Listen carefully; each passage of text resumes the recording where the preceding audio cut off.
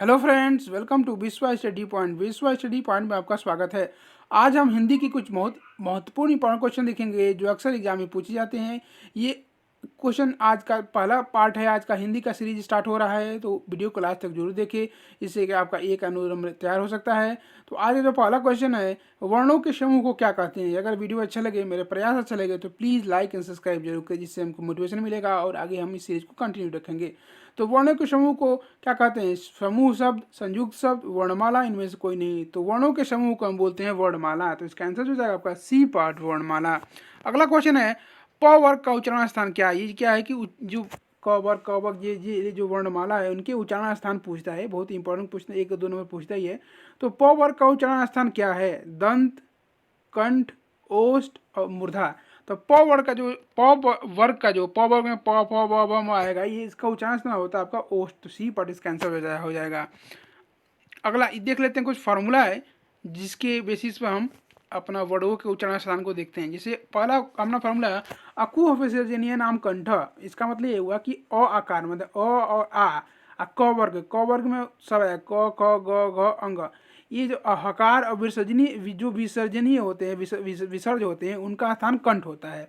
ऐसे दूसरा फार्मूला है आपका ये, ईचू यशानाम तालु, माने कि ई आकार माने छोटी बड़ी दोनों, और च वर्ग मतलब च छ ज ज ई, य और स माने जो ये वाला स है आपका, ये जिसको हम तालब्य से बोलते हैं, इनका उच्चारण स्थान तालु होता है। इस फार्मूला को आप याद रखेंगे तो किसी का उच्चारण स्थान बता सकते हैं। अगला है फार्मूला, रीटू रसाना मूर्धा। री रकार, ट व ट ठ ड ढ ढ, रेफ और सकार का जो मूर्धन्य, ये जो आपका ये आपका स है, क्यों मूर्धन्य स बोलते हैं, तो ये आपका मूर्धन्य हो गया। ऐसे ऋतु लसानाम दंत, ये लिरी लकार, त व तथा न ल लकार और ये स, ये जो है इसको हम दंत स बोलते हैं, तो दंत स हो गया। उपदमनीय नाम ओष्ठो, मतलब ऊ आकार मतलब ऊ छोटा ऊ, और प वर्ग प फ ब भ म, और उपदमनी, इनका उच्चारण ओष्ठ होता है। तो ये फार्मूला आपको याद कर लीजिएगा, इससे आपका उच्चारण स्थान को क्वेश्चन सॉल्व हो जाएगा। अकु अवर्षजनीय नाम कंठ, ईचु यशा नाम तालु, रीटु यशा नाम मूर्धा, ऋतु नशा नाम दंत, उपदमनीय नाम ओष्ठो। इतना कम से कम इतना याद रखिएगा। च वर्ग का उच्चारण स्थान क्या होता है? तो आपको मालूम होगा, ये फार्मूला क्या है, ईचु यशानम तालु। तो च वर्ग जो होता है तालु का, तो च वर्ग का क्या उच्चारण स्थान क्या हो जाएगा आपका? तालु। तो इसका आंसर जो जाएगा आपका ए पार्ट तालु। ये फार्मूला अगर आप याद कर लेंगे तो इससे आपका उच्चारण स्थान के जो भी क्वेश्चन है वो हो जाएंगे उससे। अगला क्वेश्चन, त वर्ग का उच्चारण स्थान क्या होता है? मूर्धा, दंत, ओष्ठ, कोष्ठ। तो जो त वर्ग का उच्चारण स्थान होता है आपका दंत होता है, तो इसका आंसर हो जाएगा आपका बी पार्ट, दंत। अगला क्वेश्चन है, ये देखिए वेरी वेरी इंपॉर्टेंट क्वेश्चन है, ये एग्जाम में आया हुआ क्वेश्चन है, इसकी आने की संभावना है। रिपीटेड क्वेश्चन है, अक्सर एग्जाम में आता है, TET, super TET, UP TET, सब इसमें आता है। छत्र अज्ञा, ये तीनों कौन से व्यंजन है? किस प्रकार के व्यंजन बोलते हैं इनको? तो छत्र अज्ञा को हम संयुक्त व्यंजन, उष्म व्यंजन, तवर्गीय व्यंजन, इनमें से कोई नहीं। छत्र अज्ञा जो आपका तीनों के तीनों ये आपके संयुक्त व्यंजन है, तो इसका आंसर जो जाएगा आपका ए पार्ट, संयुक्त व्यंजन। इंपॉर्टेंट क्वेश्चन है, इसको स्टार लगा लीजिए, इसको रट लीजिए, याद कर लीजिए। पुस्तक कौन सा शब्द है? तद्भव, तत्सम, देशज, विशेषज। इसमें कुछ शब्द होते हैं, तद्भव, तत्सम, देशज। विदेशज मैंने वो जो देसी शब्द होते हैं जो अपने एक पर्टिकुलर एरिया में यूज होते हैं, उनको देशज बोलते हैं। विदेशों में जो भी विदेशी इंग्लिश के शब्द या कोई दूसरे अलग देश के जो लैंग्वेज से लिए गए उनको विदेशी बोलते हैं। तत्सम होते हैं जो संस्कृत के शब्द होते हैं, वो हूबहू हिंदी में यूज होते हैं, उसको तत्सम बोलते हैं।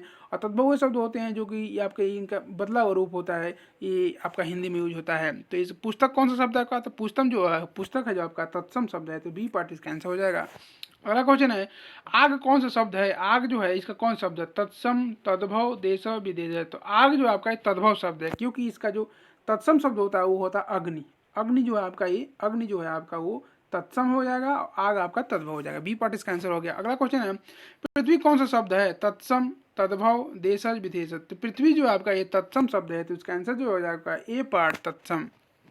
अगला क्वेश्चन है, टेबल शब्द कौन सा है? जो टेबल या टेबल जो शब्द है आपका वो कौन सा शब्द है? देशज, तद्भव, विदेशज, इनमें से कोई नहीं। तो टेबल या टेबल शब्द जो आपका ये इंग्लिश का शब्द है, तो इंग्लिश का शब्द जाहिर सी बात है विदेशी शब्द होगा, तो इसका आंसर जो है आपका सी पार्ट, विदेशज शब्द है आपका।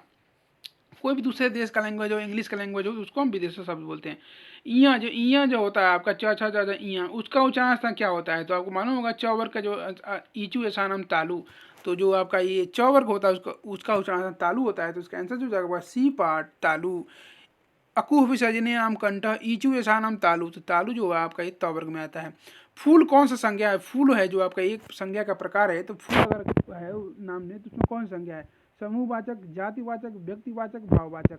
तो इसमें आपका जो समूह है आपका ये पूरे फूल जो है आपके पूरे समूह का व्यतीत करता है, बताता है। फूल मतलब कि कुछ भी फूल, कोई भी फूल हो सकता है, गेंदे का भी फूल हो सकता है, गुलाब का हो सकता है। तो पूरे समूह को एक तरह से बता रहा है, जाति को, यानी ये पूरे जाति को बता रहा है। तो इसका आंसर जो है आपका फूल जाति, जितने भी फूल अलग अलग प्रकार के फूल जातियाँ होती हैं उन सबको बता रहा है। तो फूल के इसका आंसर जो है आपका बी पार्ट जातिवाचक। जो फूल है आपका जातिवाचक संज्ञा है, तो इसका आंसर जो है आपका बी पार्ट। अगला क्वेश्चन है, ईमानदारी कौन सा संज्ञा है? ईमानदारी में कौन सा संज्ञा है? व्यक्तिवाचक, भाववाचक, समूहवाचक, इनमें से कोई नहीं। तो ईमानदारी ऐसा शब्द है जो आपका ये भाववाचक है। तो इसका आंसर जो है आपका बी पार्ट भाववाचक। भाववाचक संज्ञा वो संज्ञा होते हैं जिनको हम अपने अनुभव के द्वारा बता सकते हैं, उसको व्यक्त नहीं कर सकते हैं, मतलब बता नहीं, दिखा नहीं सकते हैं।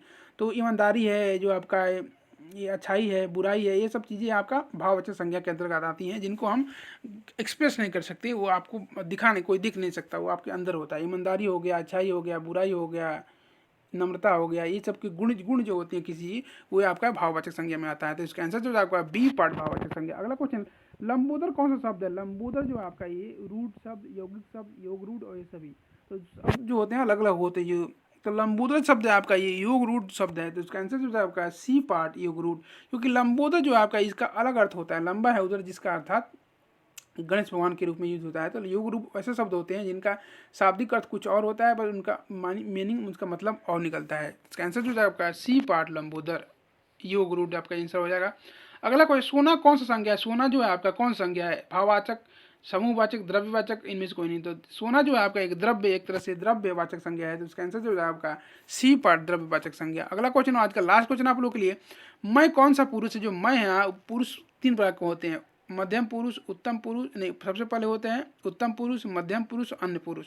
तो पूछ रहा है मैं जो है कौन सा पुरुष है? उत्तम पुरुष है, मध्यम पुरुष है, अन्य पुरुष है, इनमें से कोई नहीं। तो मैं जो होता है, मैं या हम जो होते हैं, ये आपको उत्तम पुरुष में आते हैं, क्योंकि मैं सबसे उत्तम हूँ, मैं सबसे अच्छा हूँ।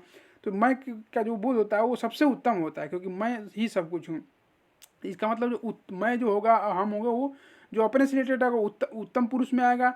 मध्य पुरुष में आते हैं जो कि वह नहीं, तुम, आप, जो मध्य पुरुष में आते हैं। अन्य पुरुष में वो होते हैं कि वह, राम, श्याम, जो भी नाम होते हैं उसमें आते हैं अन्य पुरुष। देख लेते हैं, हिंदी में तीन पुरुष होते हैं, उत्तम पुरुष, मध्यम पुरुष और अन्य पुरुष। उत्तम पुरुष में क्या होता है? आ गया आपका मैं, हम से रिलेटेड। मध्यम पुरुष में क्या आएगा? तुम और आप, जो किसी दूसरे को पॉइंट करके बोल रहे हैं। अन्य पुरुष में वो होते हैं वह, राम, नाम, श्याम, किसी का नाम हो, वो अन्य पुरुष के अंतर्गत आता है। तो इसका आंसर जो है आपका ए पार्ट उत्तम पुरुष। मैं में जो है उत्तम पुरुष है, ये इंपॉर्टेंट फैक्ट है, याद कर लेंगे इसको। तो आज के लिए इतना ही, पहला पार्ट था। इस सीरीज को मैं कंटिन्यू रखूंगा। अगर वीडियो अच्छा लगे, मेरे प्रयास अच्छा लगे, तो प्लीज़ आप लाइक एंड सब्सक्राइब जरूर करें, इससे हमको मोटिवेशन मिलेगा और आगे हम वीडियो कंटिन्यू रखेंगे, सीरीज कंटिन्यू रखेंगे। और हमारे और भी वीडियो को देखना ना बने, जो जीके का है, कंप्यूटर के हैं। तो आज के लिए इतना ही। Thanks for watching my video. Thank you so much.